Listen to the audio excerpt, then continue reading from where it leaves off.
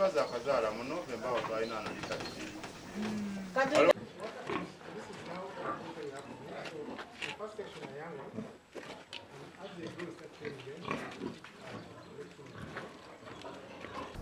We are experiencing an FMD outbreak which is almost in the 34 districts, but not all district sub-counties are affected. You find that in a district like Sindiro, we have 2 sub-counties. In Zimbabwe, you have 1. Yeah, only one like that.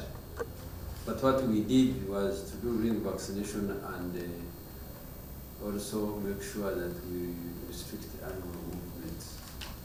So accordingly, sub-counties which have FMD were put under total quarantine.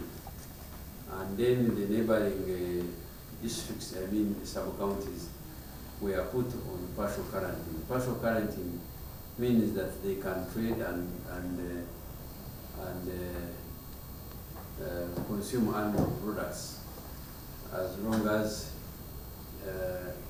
we don't operate markets.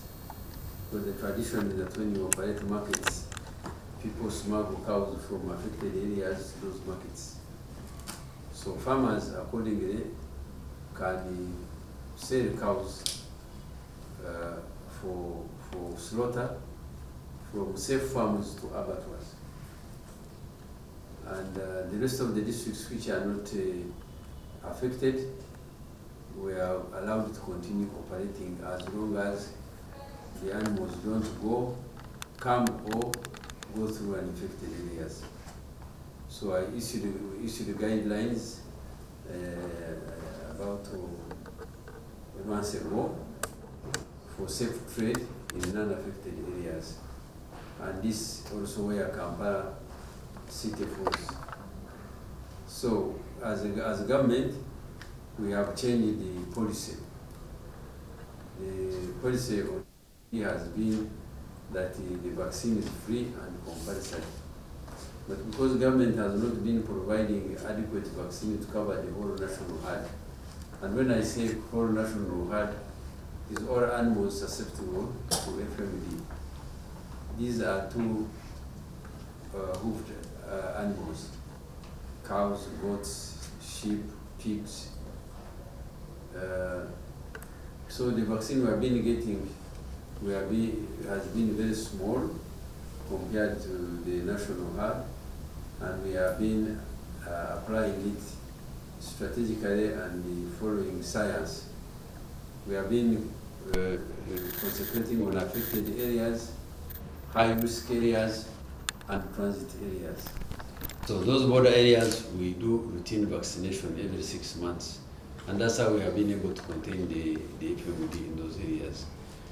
Then high-risk areas are areas neighboring national parks and game reserves, because FMD affects 2 of the animals, including buffaloes, antelopes.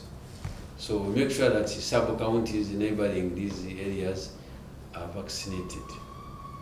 The other areas are transit routes. Transit routes is like Wakiso district. Every route that enters Kampala goes through Wakiso. So some people were complaining why the ministry was routinely vaccinating Wakiso, but it's because Wakiso is an entry point to Kampala. If you come from east, you enter through Wakiso. You come from north, you enter through Wakiso. You come from south, you enter through Wakiso. You come from Mubende side for Potro, you enter Wakiso. So those are, we call them transit routes, including Bukedia district and other areas. So, but as of now, we have contained FMD and we are changing the policy. The policy now is that farmers will bear the cost of vaccine. It will be compulsory, and we shall vaccinate twice a year. This is sheep, goat, cow, pigs. So, government took a decision that we are going to get 1 revolving fund, one time off. We buy vaccine for 44 million vaccine, because we have about 16.5 million heads of cattle, about 17. If you add all these domestic animals that are affected by FMD, we estimated about 44 million. So that means every year, every farmer will vaccinate his animal twice, and this will make Uganda free of FMD completely. So at the moment, we are seeking for support from government to at least get 10 million doses to deal with affected areas and high-risk areas as we prepare for mass vaccination. We have also gone ahead and signed the MOU with countries which we think is important to harmonize transboundary disease policy with them. In spite of being in the East African community, we went ahead to sign with Tanzania on animal disease control, and in a few weeks' time, the minister will come this side so that we go and visit border areas. So we are doing everything possible to make sure that our national herd is free from disease, because we have investments here. We have about 150 processing plants for milk. We have about 8 abattoirs now. We are looking at export in the region and export outside this region. China is demanding huge tons of cooked meat.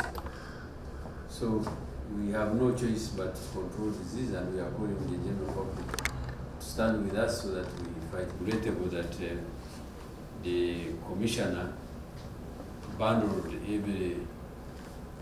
the whole entire city as opposed to the guidelines we went. But when we discovered, we informed the authorities immediately that they should follow the guidelines. Accordingly, the zero grazing unit in Kaboa, where MD was suspected, the vets went and treated the animals. It is under full surveillance, and we have allowed Kampala abattoirs to operate, but they should get stocks from safe areas. The stocks must be safe, and they must not go through Kaboa. Fortunately enough, Kaboa, there are no farms with their own, they are not open farms like you would imagine. These are zero grazing units. So we are safe.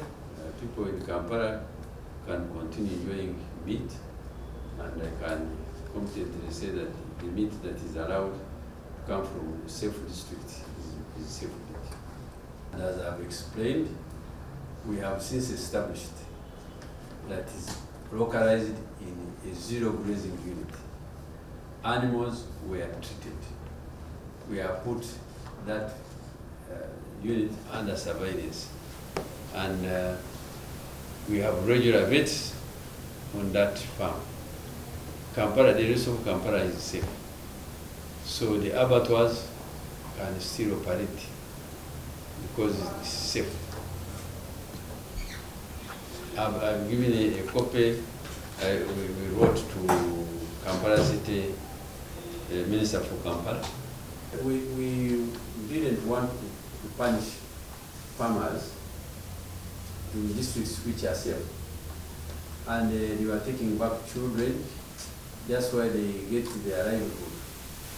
We have dairy industries, factories which are involved in processing milk, and these factories were getting milk from safe places. So if you clamp the whole district, when one place is affected, instead of restricting the disease to where it is localized, then you are actually distorting the economy and the livelihood of the people. So we are accordingly developed the guidelines within the existing law, the Animal Disease Control Act. And under this act, as far as FMD is concerned, no trade in animal or animal products in the affected areas. You should not transport animal from or through uninfected areas. Accordingly, the vets were guiding the traders and the farmers which routes to take. If Kabowa is affected and you have a farm in the neighboring division which is not affected, then you don't need to go through Kabowa. You use other routes, because FMD is a viral disease. Fortunately enough, it doesn't last long. Sooner or later, that farm will be declared free, and even the people of Kabowa will start enjoying meat, because there is no open grazing like in the farm. Those who keep animals is under controlled environment, is in the shade, and could have been brought by somebody who could have traveled somewhere.